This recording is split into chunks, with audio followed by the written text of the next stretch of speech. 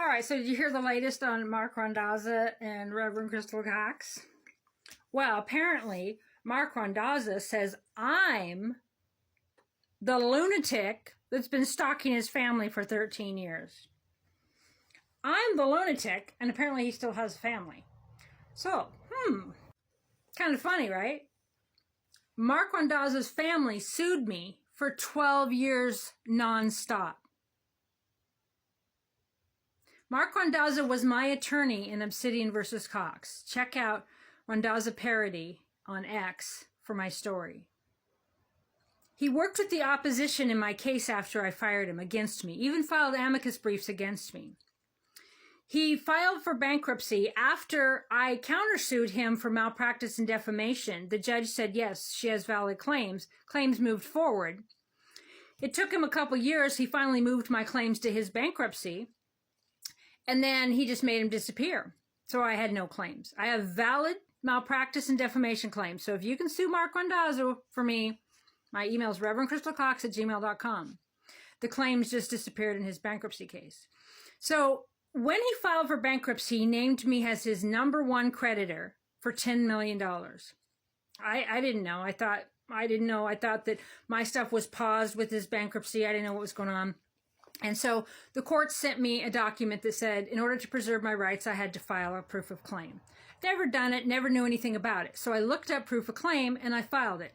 And it said, with that, if you have any objections or anything. So I filed an objection to him filing for bankruptcy because his bankruptcy accountant was Stacey Conan, which was part of the corruption and the fraud that I was exposing, right? He had bought his wife a vehicle. He got a mortgage. He got a whole bunch of stuff ahead of time to prepare to, for fraud on the bankruptcy court. That's what I believed.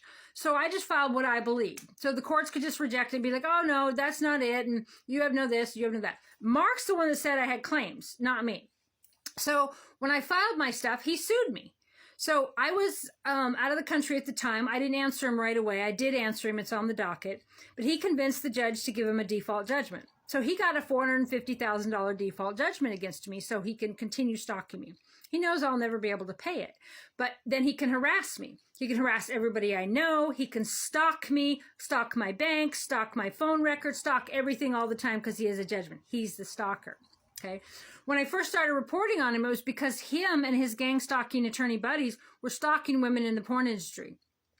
Monica Foster, Alexander Mayers, was exposing it.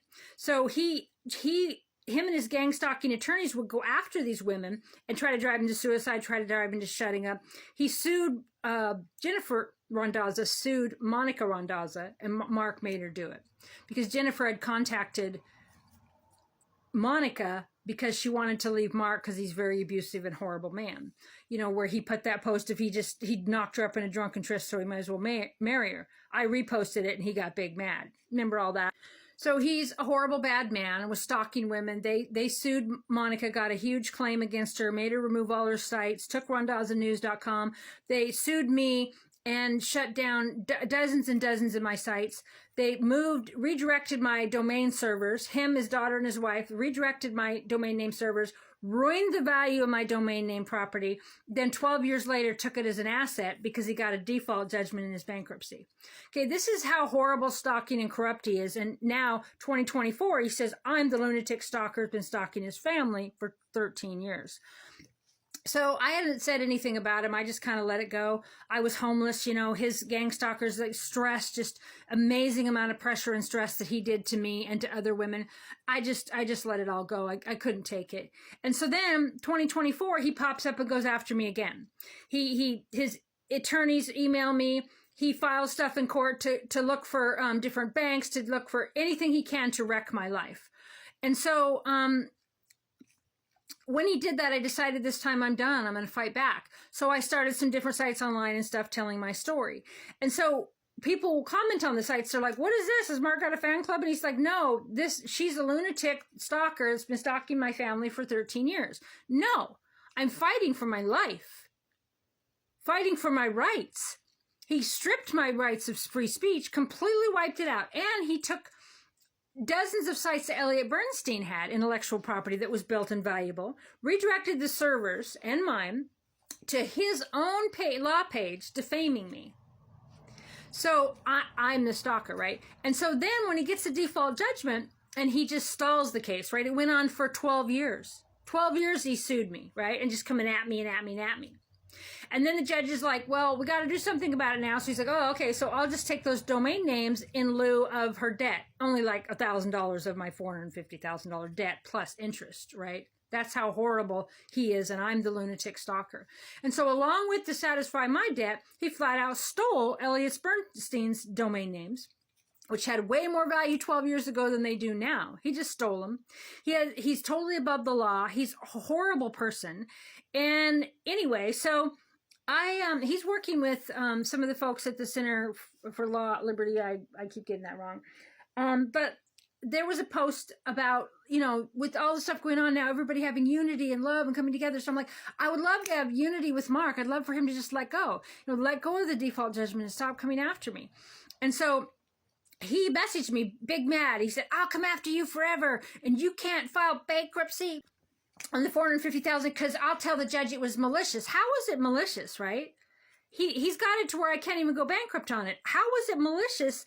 How is a default malicious? Well, I failed to answer and protect myself, so that's malicious? I don't get it, right? And also, even what he filed it for, I did answer, and it makes no sense. So he's in the wrong, and he was my attorney, and I have malpractice claims against him. He just, anyway, so he said, you can have peace anytime you want. And if I don't, do what he wants, but I don't understand what he wants because he talks about me never mentioning him. I hadn't mentioned him for 7 years. He came at me. So I'm really confused. It's like someone hits you and says, what are you doing on the floor? Hit you, go, what are you doing on the floor? I'm mad at you because you're on the floor. He's a horrible person. And he's done this to a lot of people.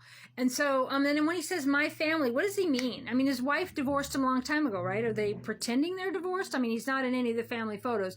Her Facebook page is wide open for everybody to see. She looks like she's very happy without him. And she's got her different posts about, narcissists. So that's obviously him. So why does he keep saying stalking my family? Because Jennifer's not part of his family anymore that I can see. And as far as his daughter, he went on NPR, Forbes, all these places, said that I had a blog about his daughter. I didn't. She was a baby, and she sued me because her corrupt, ruthless, horrible, disgusting dad put her as a plaintiff with someone that was obviously going to tell the world, right? I'm obviously going to talk about it, right? And so, why would he do that to her? How cruel to have her enter her into such a high-profile case. Obsidian versus Cox was a huge case. Everybody was talking about it. There was so much nastiness going around about it. And he come at me, and then he says, I'm posting pictures of his daughter. It was his picture. He had pictures of his kids by the pool, all kinds of stuff on Facebook. I brought it to his attention that, look, these are your photos that are all out there. Then he shut him down, right? So when you see the post where Marc says that Crystal Cox is a lunatic who stalked his family for 13 years, call him bullshit. Bullshit on that.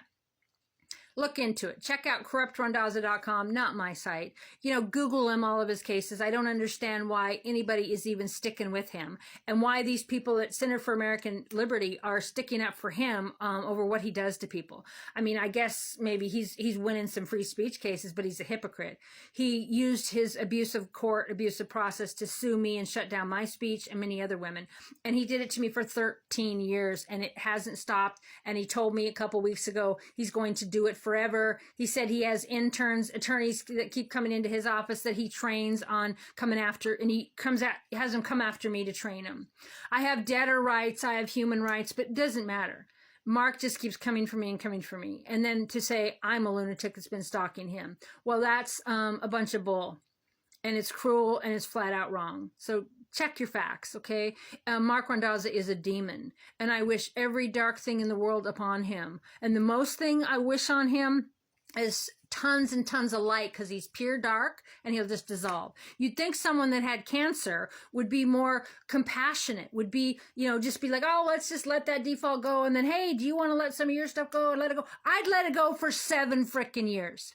Okay. And now I'm the lunatic stalker. Yeah, I don't think so.